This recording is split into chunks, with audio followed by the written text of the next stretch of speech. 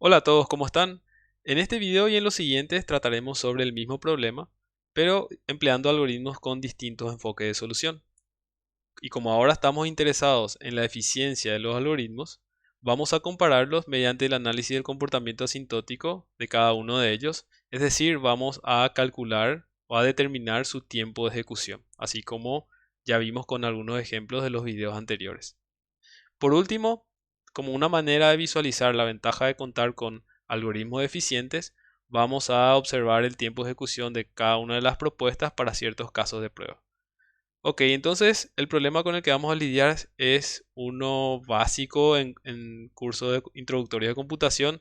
Seguro cuando vieron la parte de estructuras repetitivas es un problema que se le habrá presentado, que nos pide básicamente determinar una lista de los números primos que van desde el número 1 hasta un número n que se da como entrada. ¿Verdad?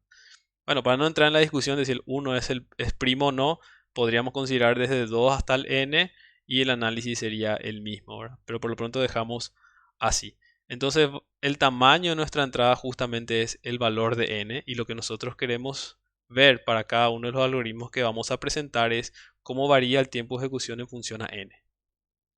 Ok, entonces para la primera propuesta, que es el algoritmo naive, sería digamos, la propuesta más directa que podríamos sacar a partir de la definición misma de un número primo. Entonces, que justamente, o sea, cuando un número, en este caso x, es primo, justamente cuando solamente es divisible por el 1 y por sí mismo. Entonces, ¿qué hacemos en este enfoque? Recorremos todos los posibles divisores, o sea, justamente hacemos con este for aquí, que están entre 2 y x menos 1, y vemos si cada uno de esos posibles divisores realmente es un divisor o no del número x.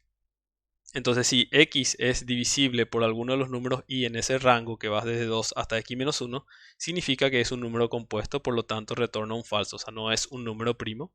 En cambio, si termina todo este for y llega hasta este punto, significa que recorrió todos los divisores desde 2 hasta x menos 1 y no encontró uno que divida a x. Entonces, por lo tanto, x es primo y retorna verdadero.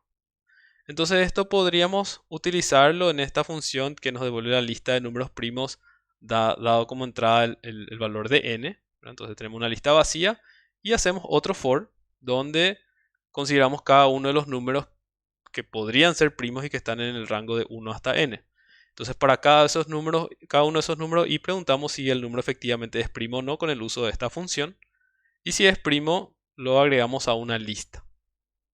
Entonces esa, digamos, es la propuesta más rápida que podríamos y más directa que podríamos sacar para resolver este problema y probablemente lo habrán hecho cuando revisaron estos problemas en los cursos introductorios de computación. Entonces, si es que por tener una idea, revisamos el tiempo de ejecución, que es dependiente de la máquina, del sistema operativo, del lenguaje que usamos, de muchas cosas, pero por lo pronto, para una manera de visualizar, vemos que si ejecutamos este programa y le damos como entrada un valor de 1000, ¿verdad? Y si ponemos porcentaje time en el Jupyter, nos da el tiempo de ejecución del bloque. Entonces sale ahí la respuesta, dice hay 169 números primos en ese rango y el tiempo de ejecución es de 9 milisegundos. Ahora, si le damos a la función un valor de n igual a 30.000, ahí la función ya tarda 3.48 segundos, o sea, nos da una respuesta, pero tarda más. Inclusive si ustedes le pueden probar con otros números y les va, digamos, va a ir aumentando, ¿verdad? De una cierta forma que ahora vamos a analizar, ¿verdad? Pero por lo pronto esta es la situación que tenemos. Ahora, si queremos ya hacer el análisis del comportamiento asintótico, vamos a tener que revisar justamente los pasos dentro del algoritmo. Entonces, este for, o sea, cuando revisamos o queremos formar la lista de números primos, tenemos que recorrer justamente cada uno de los posibles números primos. O sea, queremos verificar justamente con las funciones primos si esos valores son primos o no. Entonces vamos desde 1 hasta n, por lo que nos pide el problema, y para cada uno de esos números preguntamos si es primo o no. Entonces, para este for hacemos, o sea, este for es dependiente del valor de entrada n y se hace, básicamente toda esta parte se hace n veces. Ok, entonces la pregunta ahora es, ¿cuánto tarda hacer esta o determinar si un número es primo o no? Entonces, si enviamos el valor de i a la función es primo, entonces tenemos que recorrer todos los números que van desde 2 hasta i menos 1. Entonces está en función del tamaño de i. Entonces si visualizamos, o sea, si consideramos justamente las operaciones que debo hacer aquí, porque cada una de estas, pues, puedo considerar que estas operaciones son constantes, o sea, todo esto es una constante, sacar el resto de la división entre x e y compararlo con el 0, o sea, toda esa parte es una constante, entonces tengo que ver justamente cuántas veces, eh, en un peor caso, ejecuto esta parte. Entonces, para un peor caso, enviado un número i a la función es primo, entonces consideramos todos los divisores que van desde 2 hasta i menos 1. Entonces esa es la cantidad de operaciones que se van a hacer.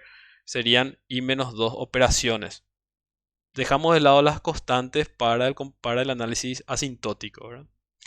Entonces, el costo total aproximado, o sea, si para un número i tengo que hacer algo relacionado, una constante multiplicada por i menos 2 operaciones.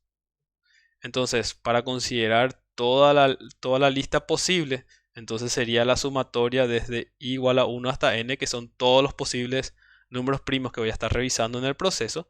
Y para cada uno de esos valores de i, hago i menos 2 operaciones por la función es primo. Entonces puedo separar estos dos, aquí y aquí. Básicamente esto me va a dar 2 por n, que es lo que aparece aquí. Y esta sumatoria es igual a n por n más 1 sobre 2. Entonces, si es que desechamos las constantes y los términos de menor orden, aquí vemos que se multiplica n por n. O sea, tenemos un término cuadrático. Después tenemos también un término lineal, pero a medida que crece el valor de n, pues estamos haciendo un análisis asintótico, se hace despreciable en cuanto al crecimiento del término cuadrático. Entonces, lo que podemos concluir de este análisis asintótico que este es un algoritmo cuadrático. O sea, el tiempo de ejecución crece de una forma cuadrática en función al tamaño de la entrada.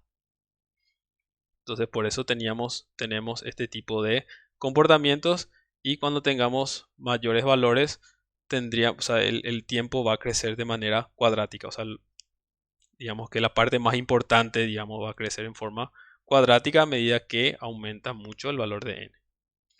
Ok, entonces aquí tenemos ya como conclusión de que esta primera propuesta tiene un tiempo de ejecución cuadrático. En el siguiente video veremos otro algoritmo que es la criba de Eratóstenes, que consigue un mejor tiempo de ejecución, tanto en el análisis asintótico como en el tiempo de ejecución para los casos que mostramos para el ejemplo del algoritmo naive.